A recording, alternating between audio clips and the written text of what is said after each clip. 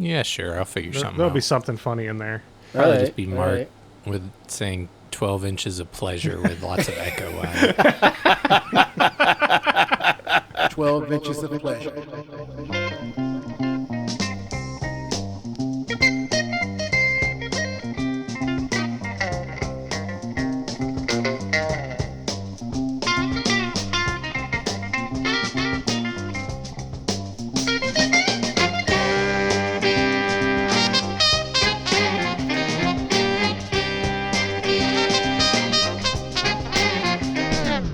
Welcome to I'd Buy That for $1, a podcast about inexpensive, common, and underappreciated records that are waiting to be rediscovered.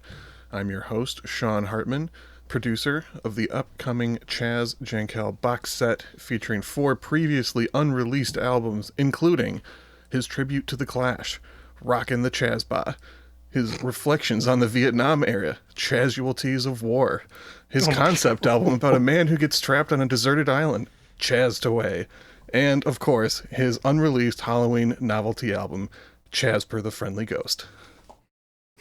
Wow. Pre-order your copy today at www.chazbox20.com. Shut up and take my money. Brilliant. Oh, I am just going to follow that up with a whimper, basically. But I'm co-host Jeremy, and in the spirit of bringing British culture here to America that we'll be talking about today, I figured we should bring some English soccer hooliganism to our fine city of Kalamazoo. So I'm going to start the Kalamazoo Football Club's new superfan squad, the Blockheads. Oh, Ooh, yeah. there it is. Excellent. Well, I am co-host Peter Cook, author of the new compelling music history book, Which Came First? Hit Me With Your Best Shot or Hit Me With Your Rhythm Stick? Spoiler alert, it was the rhythm stick one. It's a pretty short book. Oh.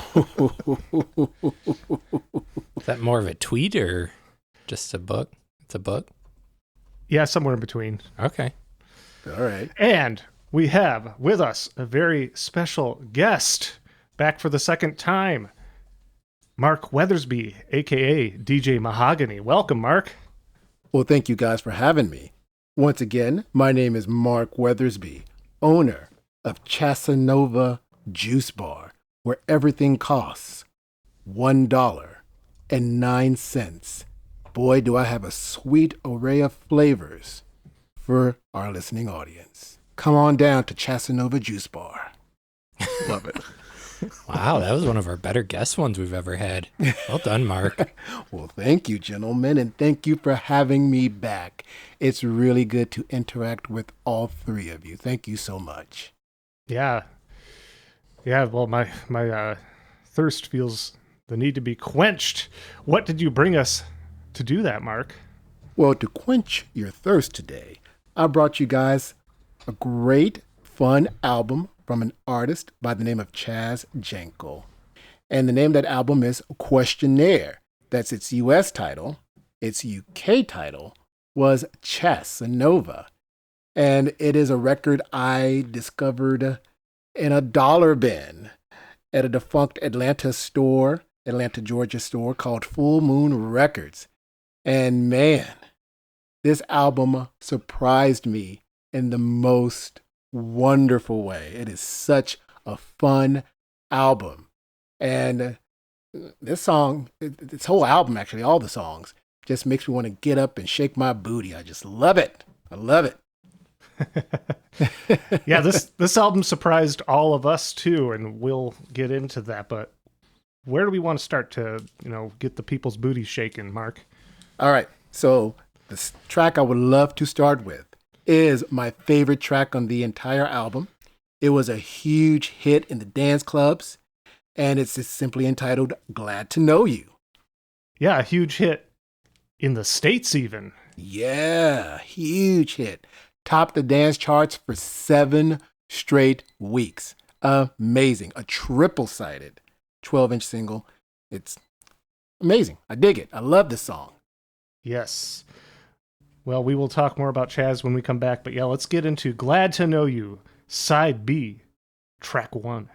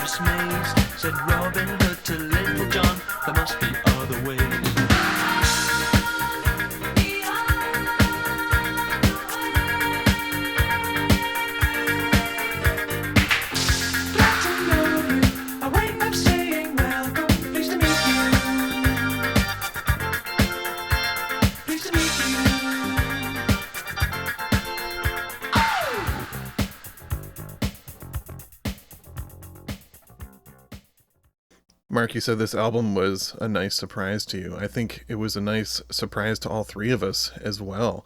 I was kind of blown away by this record. You're currently 2 for 2 on bringing stuff off our radar. That is pretty amazing. You got this, and then what record did you bring to the people last time? Johnny Mathis's I'm Coming Home. Mm-hmm.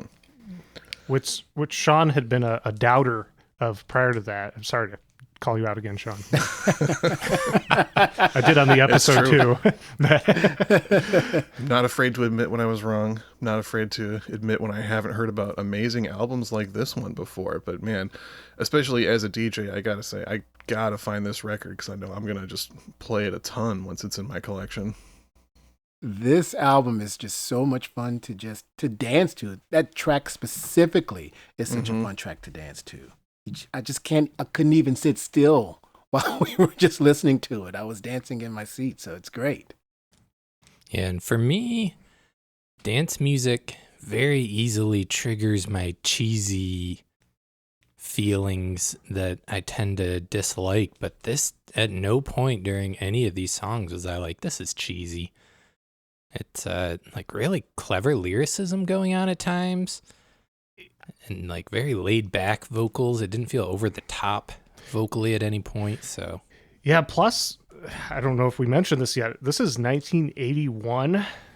For dance music, electro funk like this to sound not very dated, coming out that early is pretty incredible. Yeah. And in a lot of ways it seems to be looking forward to a lot of the like later 80s dance music trends. You know, a lot of stuff in 80 and 81 was still very disco influenced, and you could kind of hear the growing pains of switching into something new, but this is like fully formed and ahead of its time. So right on point about that. And like I said, the way this record kind of initially came into my life was a friend of mine at the time bought his debut album, and I would DJ a lot around town and play a lot of dance music. And he said, "Hey man, I bought this album by this gentleman named Chas Jankel." And he asked if I'd heard of him. I said, "No, I haven't." And he said, "It's a great album. It really surprised me." And when he showed me the record, I said, hey, there's a track on here I'm familiar with. I Know Corrida. And I said, that's a Quincy Jones track.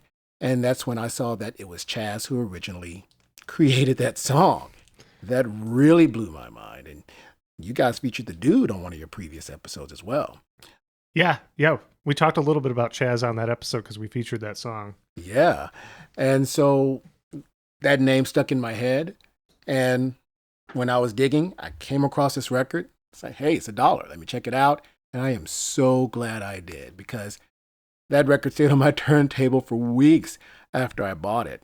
And it's still a mainstay on my turntables. Even when I go out and DJ, I can play Glad to Know You, and people still wander up to the DJ booth and like, what was that? Who was that? Because the track is just so wonderfully infectious and full of just fun joy. And just like Jeremy mentioned, the lyrics are just so sardonic and cleverly written. It's just such a great track. Such a fun song. And I just have the biggest smile on my face while we're talking about it. It just makes me so happy. Yeah, it's definitely one that'll stick with you. I can see why it was a big hit. It's so cool because it topped the Billboard dance charts for 7 weeks. And it was the biggest selling 12-inch single of 1982. Wild. Yeah. Super, super wild. I've got to get my hands on a copy of that 12-inch single. So it was a triple A-sided single. So all 3 singles on that A side topped the Billboard dance charts. And the B side was I Know Corrida. So that was pretty cool. Yeah, I couldn't believe it when I was like a triple A side when I saw that. We recently on our John Fogerty series talked about, how bold it was for him to be putting out those double A sides. And I was unfamiliar with the concept of a triple A side. I was as well until I saw that, and I was like, whoa, that really blew my mind. I was like, that's pretty amazing. I looked into that a little bit, trying to figure out which editions of that existed on Discogs, and from what I can tell, that was like a triple A side that was released like a year after this record kind of thing. So they were taking songs that were already hits and just trying to like repackage them to make more money. It's not like it was intended as like these 3 songs are all going on the same album and no one's heard them before. But it still sold well. Yeah. Those 3 songs, everyone was like, oh wow, this is everything I need right here on 112-inch. Cool. Yeah, well, thank you for clarifying that detail. You saved me a for the record, Sean. Yeah. That is so awesome. Yes. But old Chaz, man, I'm glad he came into my life, and I'll come back to this later.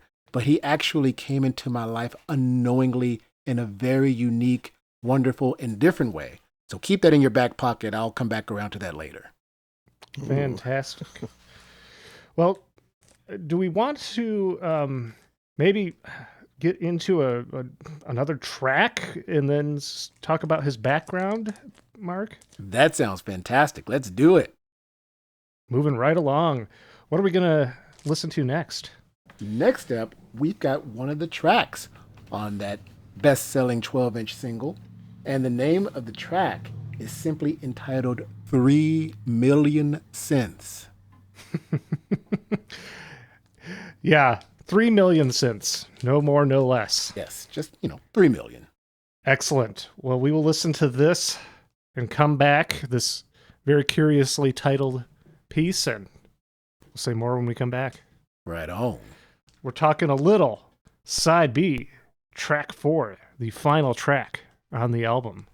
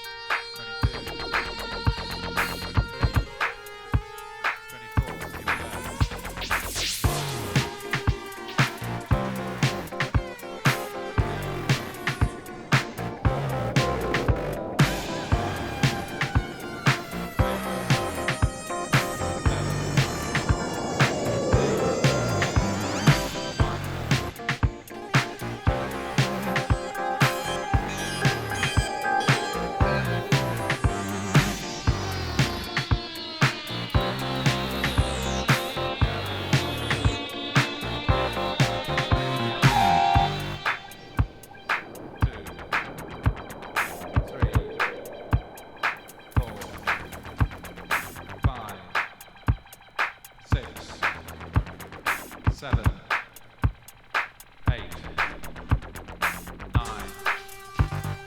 10, 11, 12, 13, 14, 15, 16, group 2, 1, 3, 4.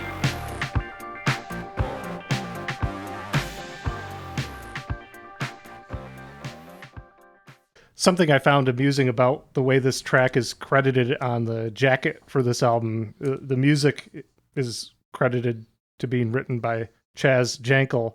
The lyric is credited to Philip Bagenal, who's one of the producers and engineers on this record. Simply, I think because he's the one counting off throughout the track. He's credited as vocal and dubbing, so I think that's why he got the lyric credit on that track. I was hoping he'd go clear to 3 million, but he seemed to kind of reset around 30, it sounded like. Yeah, I noticed that. I was like, he's going to somehow in the time allotted count to 3 million. That would have taken the track up a whole another level, I think, if that would have happened. That would have been pretty amazing. But pretty amazing track as it is. It really is. When I listened to this track initially, it gave me vibes of one of my favorite songs from Prince's 1999 album, which came out basically like a year later. And it was Prince's Lady Cab Driver. And it just kind of has that same feel, that same kind of sort of synthy beat, that funk. But what is so fun about this track is it starts off as this strong, funky synth-y kind of sound, and then it evolves into this kind of experimental track with, voiceovers, and it just dissolves even more into just experimental noise and dance music, and it is such an incredible marriage of just, I don't know, fun experimental sounds and noises and dance music, and I am just so impressed with Chaz and really what he did with that track. It's so cool. That's one thing I noticed when I listened to his original version of I Know Corrida today. So remember we had mentioned that he was the writer, but I'd never listened to his version before, and he gets a little experimental on there too. I was kind of listening to it and thinking, man, I think this is actually a better version than the Quincy Jones one. As much as I love Quincy's version from the dude, like the Chaz version has just got a little more power to it. It's a little more interesting. Does. And it's quite a lengthy track. I think it clocks in at like maybe 9 minutes, 9+ minutes. Yeah, and I was also surprised how little Quincy had changed. He just kind of added some like extra frills and like shined it up a little bit, but all of the concepts were already there from Chaz. Yeah, I'm so glad you mentioned that, because I had the same feeling back when we did the Quincy Jones the Dude episode. I checked out the original version expecting Quincy's version to be this huge expansion upon the original, and that was not the case. No. And so Mark, what you said about this giving you vibes of a Prince track that came out the following year, if Quincy Jones was looking to this dude as someone to keep your eye on, it's very possible that Prince was as well. Yeah. I mean, the layering of the music, the program, it's just, man, I just love that track so much. It's just such a fun way to close out that album. It's just great. So who's going to tell me who Chaz is? Mark, I think that is your undertaking. Well, let me tell you and the lovely listening audience out there a little bit about Chas Jankel. He was born under the name of Charles Jeremy Jankel. That's Charles with an S. He was born on April 16th, 1952, which I think makes him an Aries. I am an Aries as well.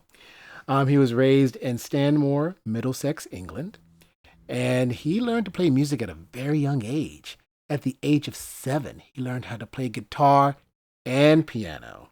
So he was pretty much a child prodigy when it came to music. And he was encouraged by family members to work on that gift. And at the age of 14, his mind was blown by listening to Lee Dorsey's Get Out of My Life Woman. And that basically took him down the path of R&B music, where he discovered Sly and the Family Stone, which became his personal heroes. He became a huge Sly Stone fan. So later on, he ended up joining a band in the early 70s called Byzantium. And they were on Warner Brothers Records. They were kind of like a folk rock band. He stayed with them for several years. And then he left in about 73, met Ian Dury, and they started writing songs together. Chaz mainly wrote the music, and it was Ian who wrote the lyrics.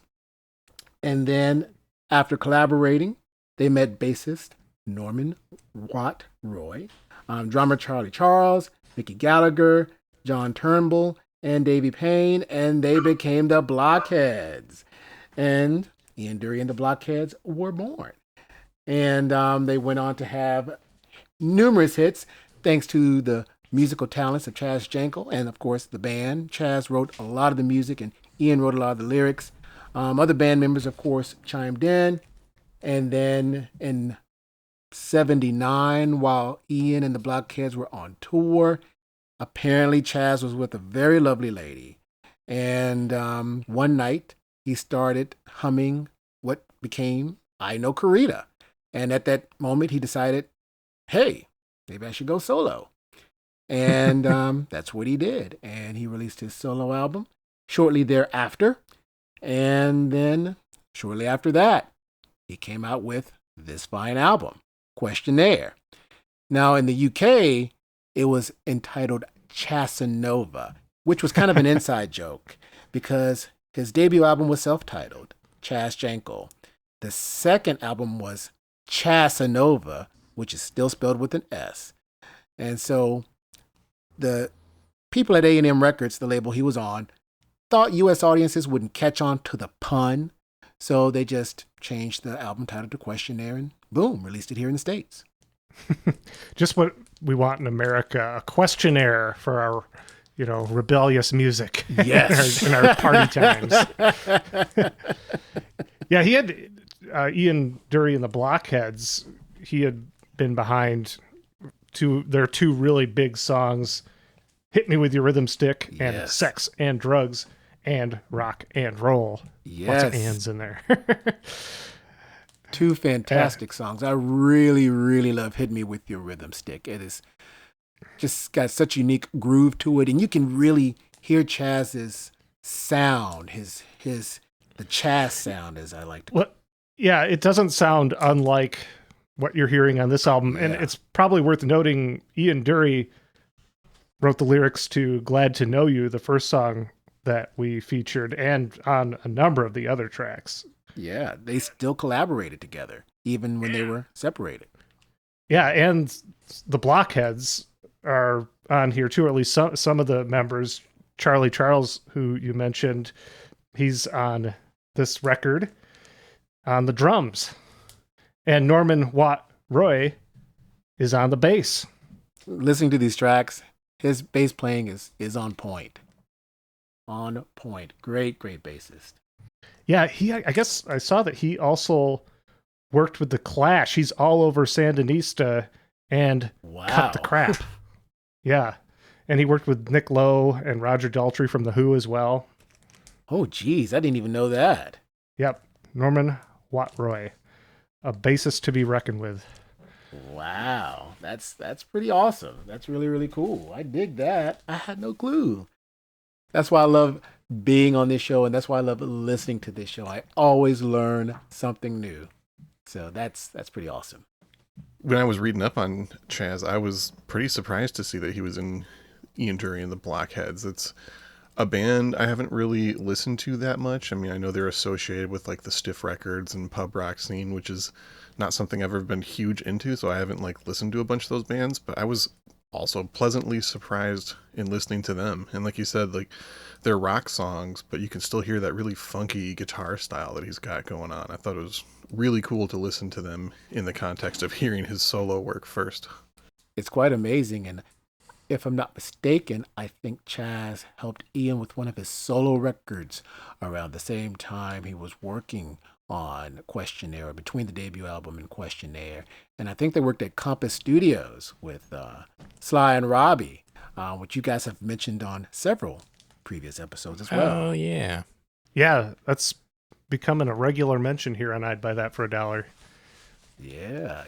Compass Point. I was very, very surprised to hear about that. So I've got to check that record out as well. Well, Mark, where do you want to take us next on this sonic adventure through Questionnaire? I would love to take you to 109. It's the first track on side 1, and it was the first track that poured out of my speakers, grabbed me, and I was like, this album has got something special behind it. I just knew it based on this opening track. It just filled with so much joy and it's just so much fun, man. I just really dig this track a lot. And I don't know if one of you guys are going to talk about this, but we can talk about this when we come back. But it has a unique special guest on this track in terms of backing vocals. I was going to mention that, but yeah, let's should we say that after we come back? Let's say do who it. it is on backing. Yes. Okay, let's do a little bit of that 109, side A, track 1.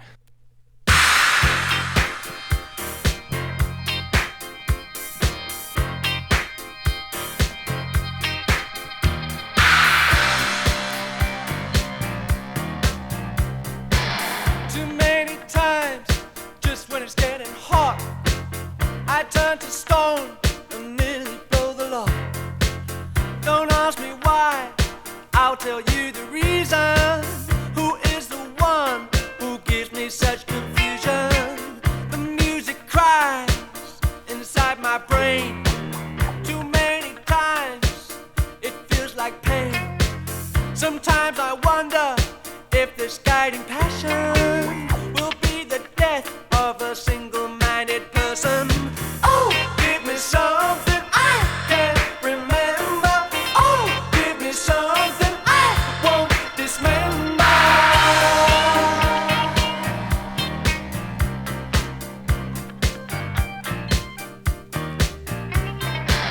One thing with music is a girl that it attracts. She calls me up, gives me the raps. But just as soon as she's toyed with my emotions, she disappears as fast as her implosions. Oh, give me something I can't remember. Oh, give me something I won't dismember. Beautiful, delicate face you got. What a beautiful, innocent face. What a beautiful, delicate face you got. What a beautiful, innocent face. What a beautiful, delicate face you got. What a beautiful, innocent face. What a beautiful, delicate face you got. What a beautiful, innocent face. Oh, give me something I can't remember. Oh, give me something I won't dismember.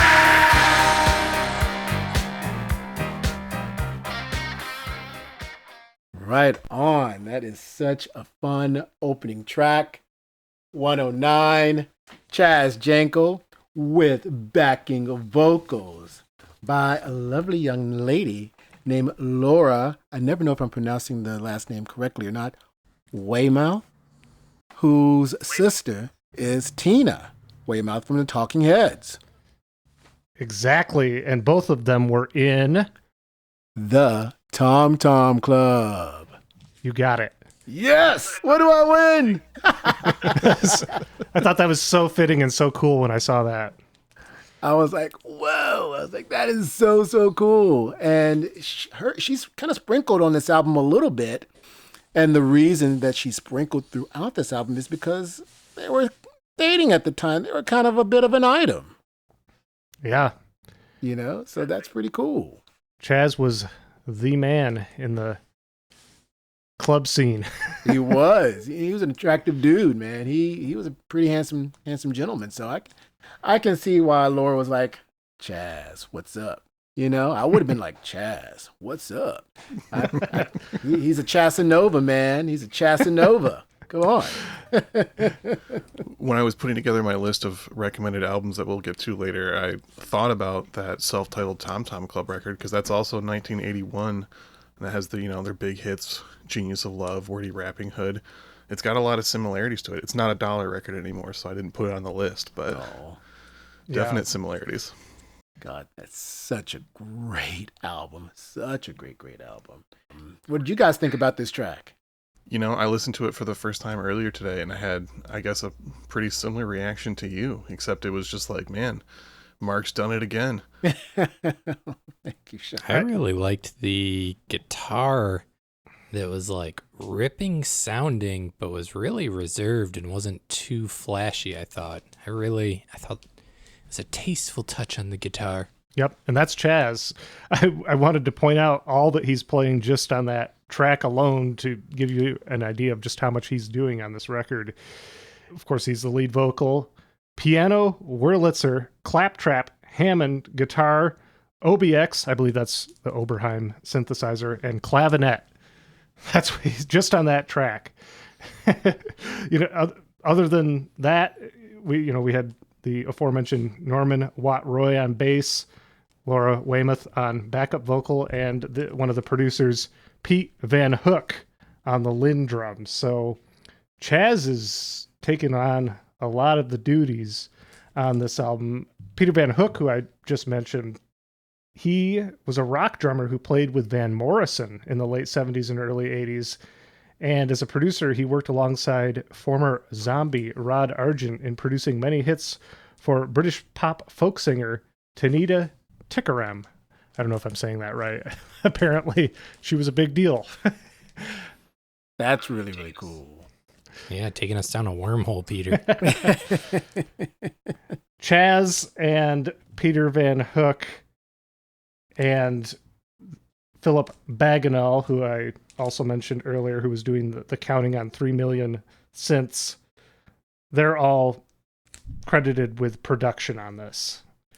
But Chaz is doing so much of this.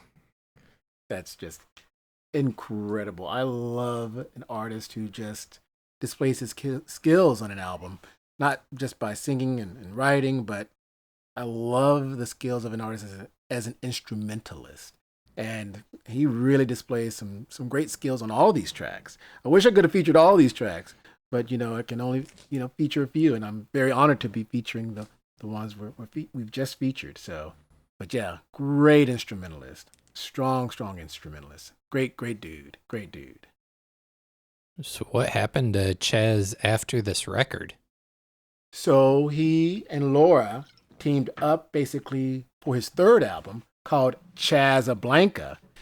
Chaz was initially spelled with an S on his debut album and his second album, but for the third album, for some unknown reason, it went from an S to a Z.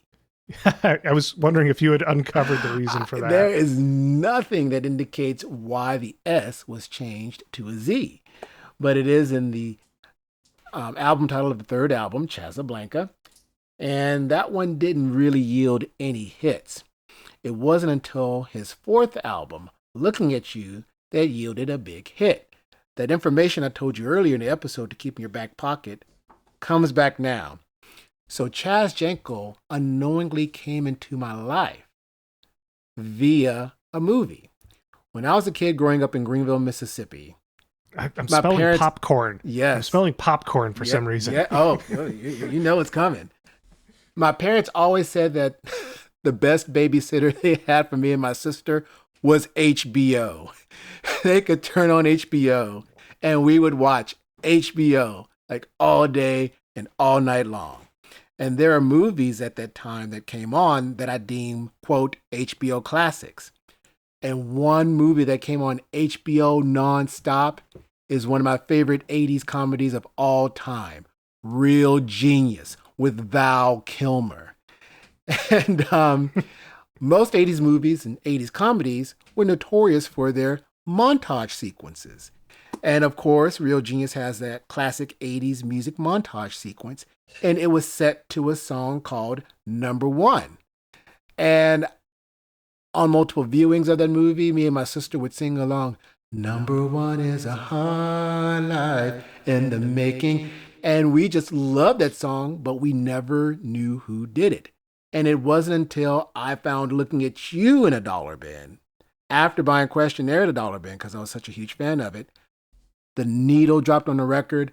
Number one came on. I was like, oh, it's a song from Real Genius. Oh my gosh, I can't believe I found the song from Real Genius. And I was so pumped and excited. It was just such a magical moment. I was like, oh man, it's that song. It's that song from my youth. Oh my God. I called my sister. I was like, oh my gosh, I found the song. I found the song from Real Genius. And she was like, you're such a nerd.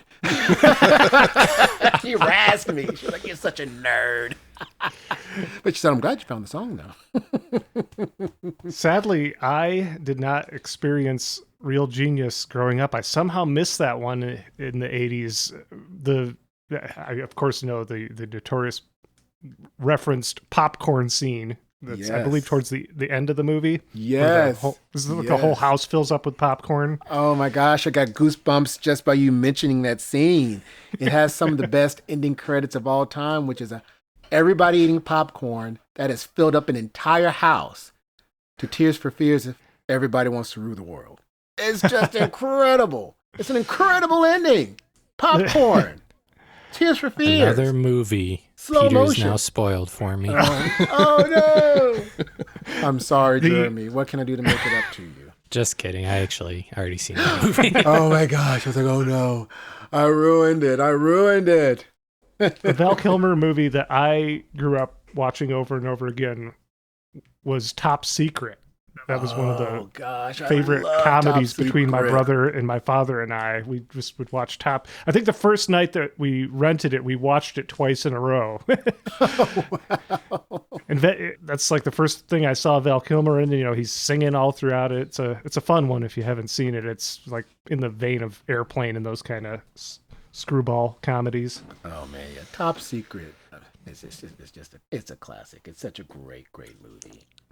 So after the success of number one on the fourth album, he did indeed record a fifth album.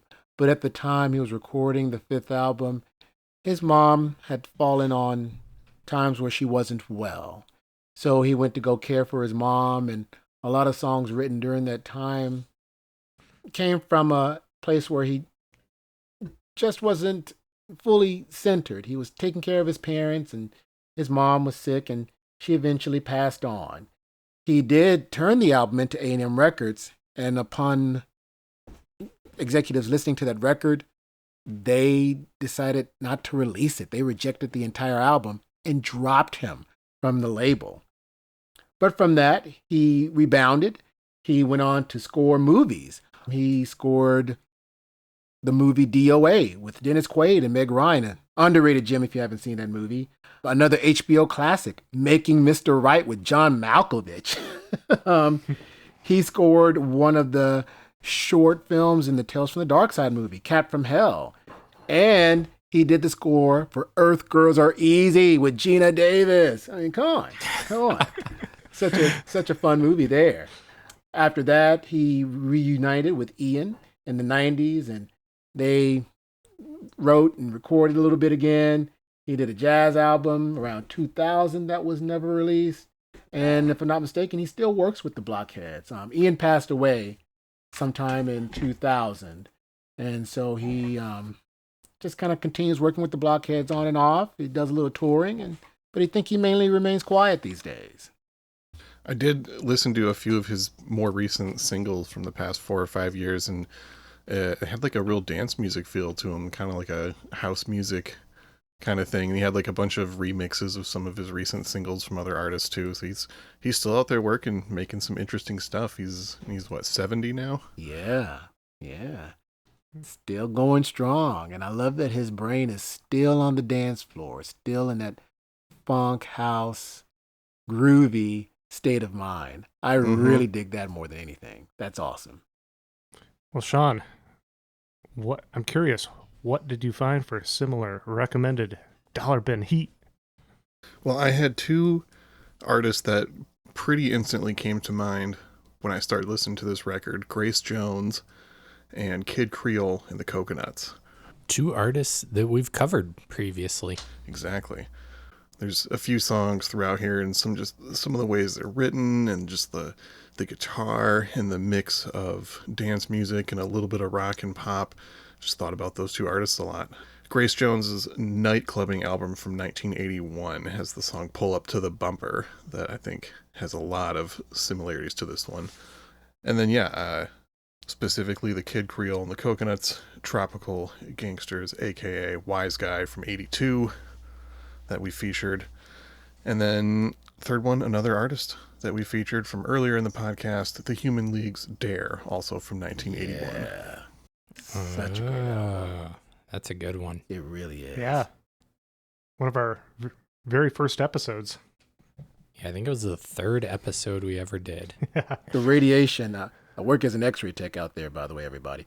The radiation keeps me looking young and good, but it's messing up my brain. Isn't Keep Feeling Fascination on that album? On Dare? Yes. I don't believe so. Oh, gosh. But I could be wrong. It's been 2 years since we did that album. Reason being, that is my favorite Human League song, and the video for Keep Feeling Fascination is one of my favorite music videos of all time, if not one of my favorite 80s music videos of all time. I love the simplicity of that video. I love how fun it is. I love seeing them all dance in that small room and each of them taking a lead on the vocal. Oh, that video it's the best. Mark, I think you might be thinking of Human League's 1983 album, Fascination, featuring the tracks Fascination and Keep Feeling Fascination. Oh, yeah. that would be the one. That would be the one. I'm telling you, this radiation, man, keeps me looking good, but brain, it's suffering. You pay a price. Well, Mark, when you are not suffering from radiation exposure, what are you up to? What do you have coming up? What are you up to these days? Well, I have been working, inspired by you lovely gentlemen.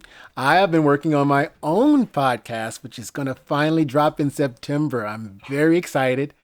It's going to be entitled 12 Inches of Pleasure, and it's going to be a celebration of the 12-inch single. And it's going to revolve around things released in a 12-inch format, whether it's a promo, whether it's commercially released, and it's going to span across all genres of music. It's going to be a representation of what I am musically. When people ask me, like, what type of music do you like, Mark? And I tell people, I love everything. My collection ranges from ABC to Weird Al Yankovic. And, you'll find some weird things in my collection, like McDonald and Giles. You'll find, King Crimson. You'll find Linda Ronstadt. You'll find Joni Mitchell. You'll find Kraftwerk. You'll find, Donna Summer, Giorgio Moroder, The 3 Degrees. Mark, do you have any Megadeth? Do you have Megadeth in your collection? I think I actually might have one Megadeth album in my collection. I actually have a Pantera record in my collection. Yeah, I have it. I have it all. I love it all. And I got to give thanks to my family for that. My dad is who I still dig with him for records, by the way.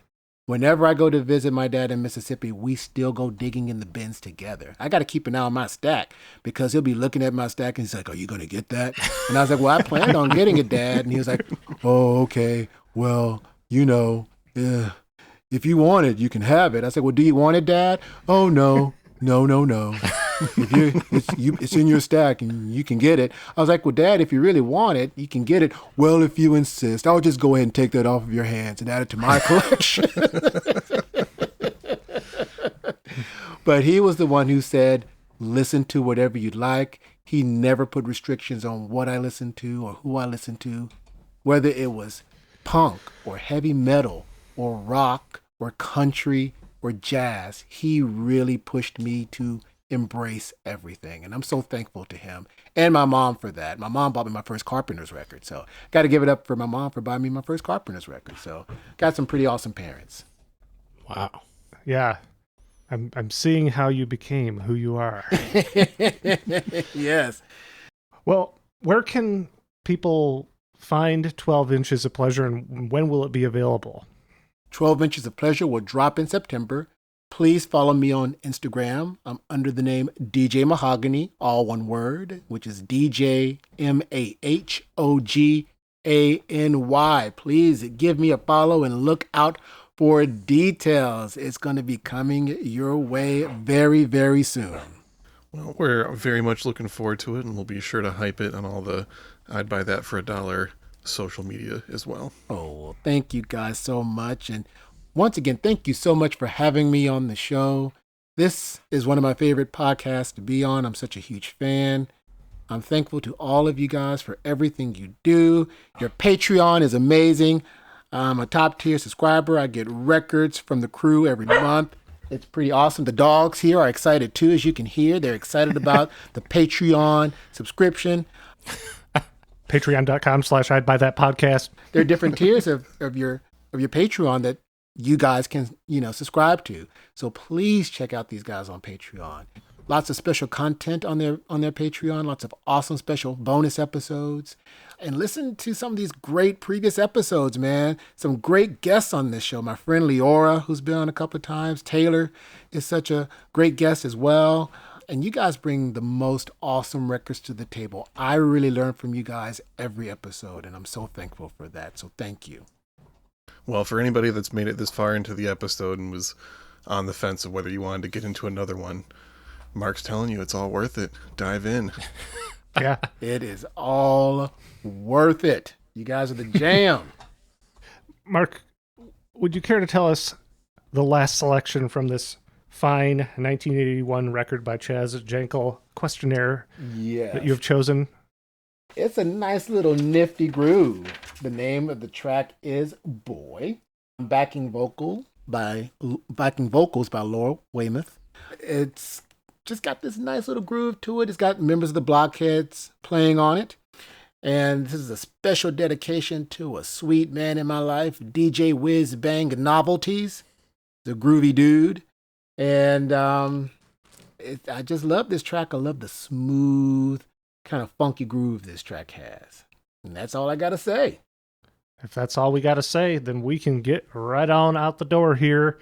So thank you, Mark. Thank you, listeners. This has been another episode of I'd Buy That for $1. We're winding down season 3, just a couple more left for you. But in the meantime, check out our Patreon, patreon.com/I'd Buy That podcast. My name is Peter Cook. I'm Jeremy Ruggles. I'm Sean Hartman. And I'm Mark Weathersby. Everyone, take it easy. Don't be too sleazy.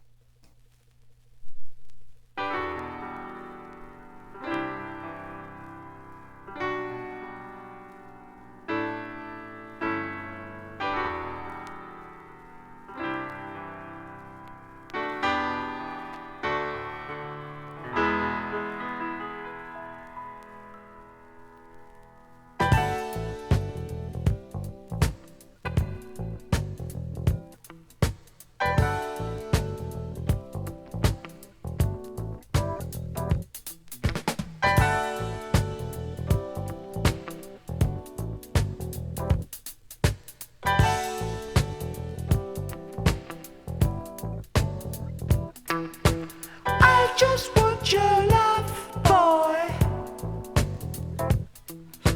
I just want your love.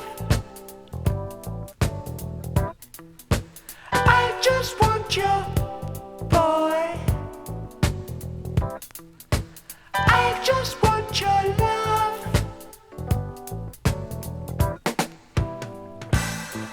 Don't ever feel I'm trying to move in. I just had to see the world that you lived in. I would never dream of ever trying to own you. I just wanted a quick peep inside. I just want your love, boy. I just want your love. I just want to